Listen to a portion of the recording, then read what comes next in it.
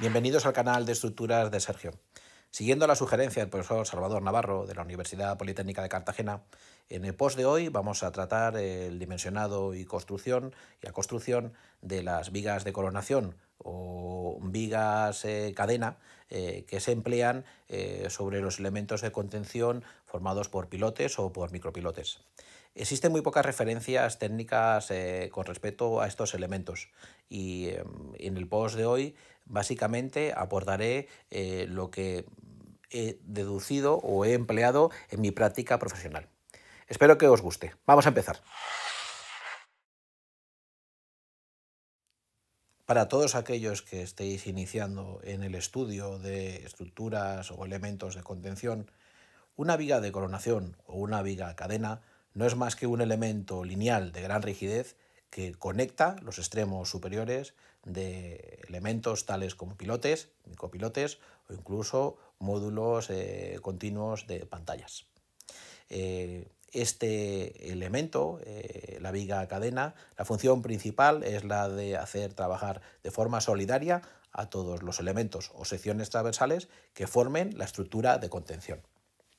En ausencia de líneas de anclajes provisionales o un sistema continuo de arrozamientos metálicos provisionales, la viga de coronación o viga cadena también puede aportar un cierto valor de rigidez a un sistema de contención. Si nos fijamos en la sección transversal que tenemos aquí representadas en nuestra ilustración, podemos asimilar que la viga cadena con una determinada longitud L situada entre dos puntos que se suponen inmóviles puede aportar un valor de rigidez K. Se muestra también en la presentación cómo podemos determinar de forma conservadora dicho valor de rigidez, es decir, la constante K del muelle que vamos a emplear en el estudio estructural de una sección transversal. Como hemos comentado, si queremos estudiar una porción de la viga de coronación de longitud L, no tenemos más que suponer que esta es biapoyada, obtener el valor de deformación para una carga unitaria asumida de valor 1 kN partido metro lineal y realizar la inversa. Con ello obtendremos el valor K, con la cual podemos modelizar el efecto favorable de la viga de coronación en el comportamiento a flexión o deformación de una sección transversal.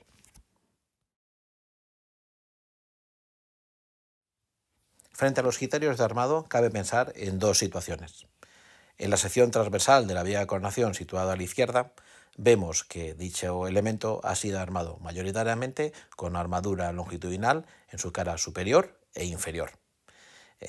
Este elemento de contención está diseñado para soportar la carga vertical procedente, en este caso, por ejemplo, de una losa maciza apoyada sobre este.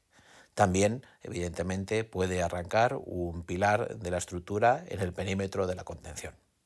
En el caso de la derecha, como vemos, encontramos una armadura posiblemente más fuerte, más potente en las caras verticales de dicho elemento de contención. Esta situación atiende a que con la viga de coronación se pretende aportar un importante valor de rigidez en la dirección transversal del elemento de contención, tal y como habíamos explicado hace unos minutos. A la hora de estudiar el canto y la armadura inferior de la viga de coronación frente a las acciones verticales transmitidas por los pilares de la estructura o por los forjados que apoyan sobre esta, rara vez la distancia entre pilotes es la que dimensiona estos elementos. Ese concepto lo podemos ver representado en la ilustración denominada C. Como vemos, normalmente la distancia entre pilotes no es lo suficientemente grande y parece lógico pensar que las cargas rápidamente se van a transmitir a los pilotes situados bajo estas cargas. Existe un criterio, ciertamente conservador, pero de que yo en muchas ocasiones empleo, es el de eliminar o no tener en cuenta la participación del pilote que esté alineado con el pilar de la estructura, lo que se representa en la ilustración denominada F. Evidentemente el criterio es conservador, pero permite generar un encepado de dos pilotes donde evidentemente la armadura transversal representada con ese tirante de color verde se va a ver aumentada sustancialmente. Debemos vigilar entonces o podemos dimensionar que la viga de coronación tenga un canto tal que la biela inclinada pues no tenga un ángulo inferior a 30 grados y que como máximo también la inclinación no supere los 60 grados. La viga de coronación también, el canto de la viga de coronación también puede quedar dimensionada o al menos debe ser comprobada frente al detalle constructivo que aparece representada en la figura B. Como vemos en la figura B, la sección transversal, se representa el conjunto de armaduras que forman las esperas del pilar que pretende arrancar sobre la coronación de la viga de la coronación del elemento de contención.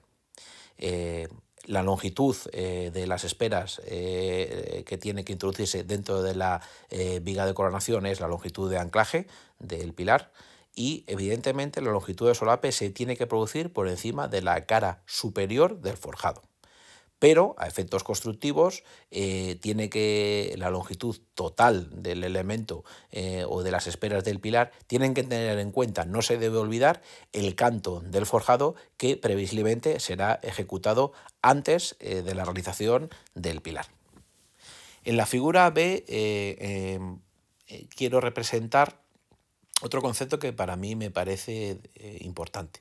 Cuando tenemos un elemento de forjado apoyando sobre una viga de coronación, resulta muy interesante colocar unas horquillas de conexión, ¿no? Ya que se pretende con ello coser la junta de rasante y esas dos hormigonado en segunda fase que se produce entre la viga de coronación y el forjado que apoya sobre esta.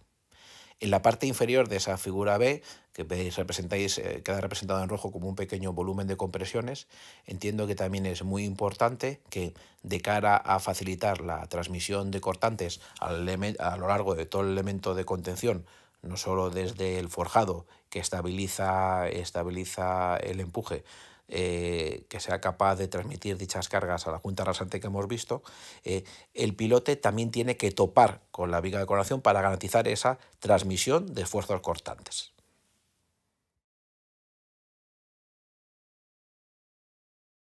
En edificación es muy frecuente que la viga de coronación coincida con los forjados de techo de sótano o el forjado de planta baja. Normalmente, por los diseños arquitectónicos, el nivel de forjado de planta baja tiene muchos desniveles para atender a portales, a cuartos de instalaciones o incluso a viviendas.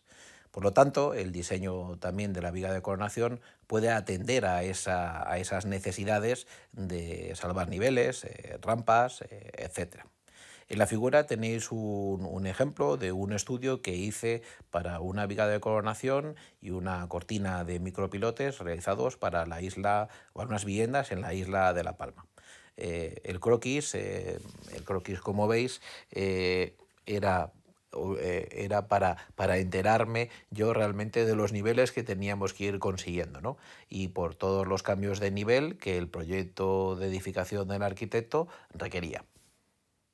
Espero que con el post de hoy os haya podido transmitir algunas ideas interesantes de cara a dimensionar las denominadas vigas de coronación o vigas cadena a emplear en estructuras de contención.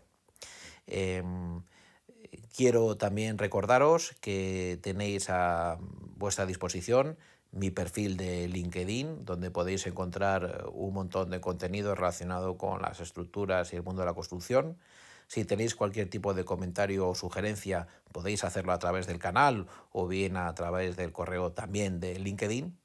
Y quería, antes de terminar, agradecer el apoyo y el soporte continuo que me dan Alejandro desde Galicia, Pedro, trabajando en IDON, y mi compañero Lenis, en Técnicas Reunidas, que bueno, pues desde luego me dan muchas más ganas de continuar. Hasta el siguiente post, un abrazo a todos.